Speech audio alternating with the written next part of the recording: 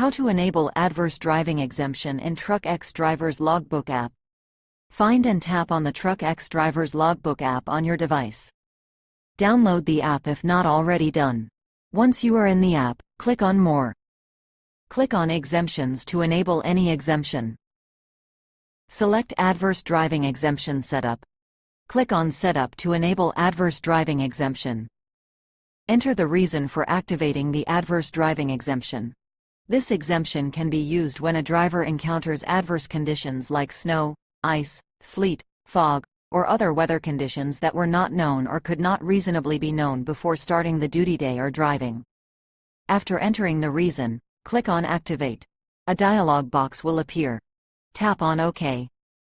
The adverse driving exemption is now activated, and you will see the message Adverse Driving Exemption active at the top. The same information will be visible on the home page of the app. You will also notice that the driver time has been increased to 13 hours from 11, and the shift time has been increased to 16 hours from 14.